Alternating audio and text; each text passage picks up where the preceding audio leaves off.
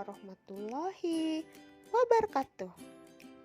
Hai, apa kabar kalian hari ini? Semoga selalu dalam keadaan sehat, bukan?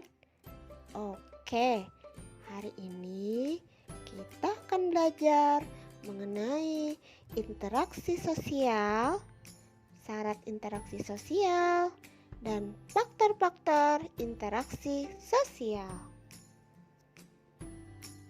Apa sih sebenarnya interaksi sosial itu?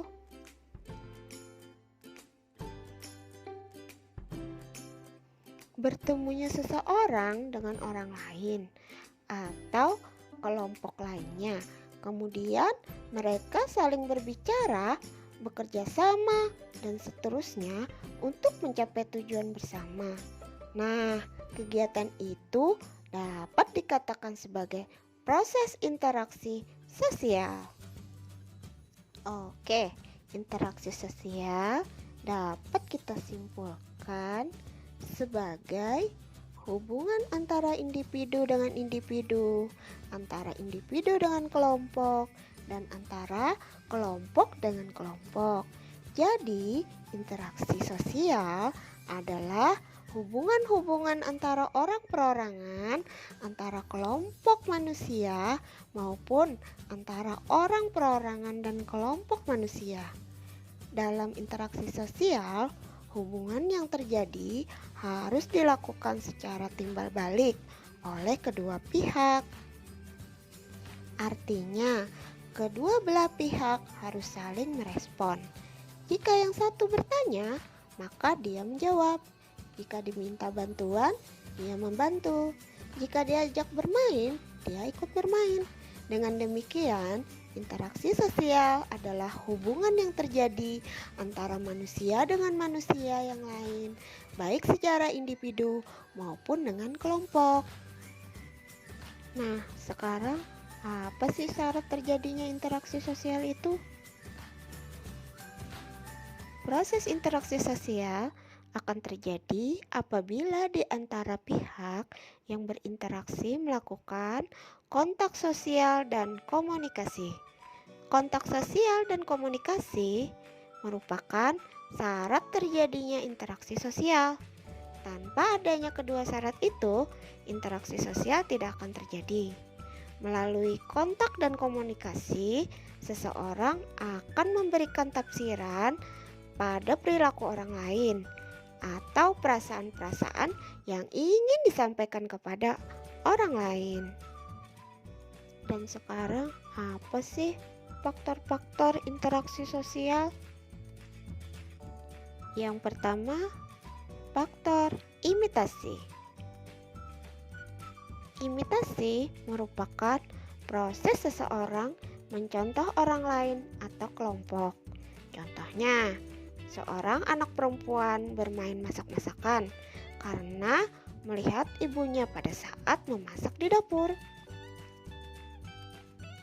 Yang kedua, faktor sugesti. Sugesti merupakan pengaruh yang dapat menggerakkan hati orang. Contohnya, seorang pasien yang berobat ke seorang dokter. Pasien tersebut akan cepat mengalami penyembuhan, salah satunya disebabkan adanya rasa sugesti pada dokter tersebut. Yang ketiga, faktor identifikasi. Identifikasi merupakan kecenderungan-kecenderungan atau keinginan-keinginan dalam diri seseorang untuk menjadi sama dengan orang lain. Contohnya, seorang anak yang mengidolakan pemain bola sehingga semua tingkah laku idolanya akan dilakukan. Yang keempat, faktor simpati. Simpati merupakan kemampuan untuk merasakan diri seolah-olah dalam keadaan orang lain dan ikut merasakan apa yang dilakukan, dialami, atau diderita orang lain.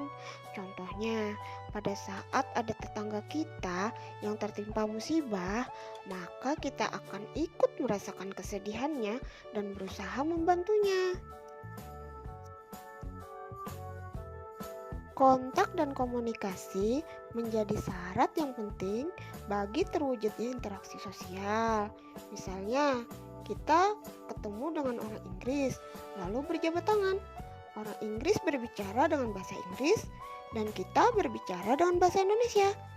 Untuk itu, agar terjadi kontak dan komunikasi yang baik, kita harus mampu menyesuaikan diri dengan lingkungan sekitar. Itu sangat penting bagi terjadinya interaksi sosial. Tidak semua tindakan manusia merupakan interaksi sosial. Tindakan yang bagaimana yang dapat dikatakan sebagai interaksi sosial? Suatu tindakan manusia dikatakan sebagai interaksi sosial apabila memiliki ciri-ciri sebagai berikut. Ciri-ciri apa saja itu ya? Baiklah, kita bahas satu-satu ya. Yang pertama, jumlah pelakunya lebih dari seorang, biasanya 2 atau lebih.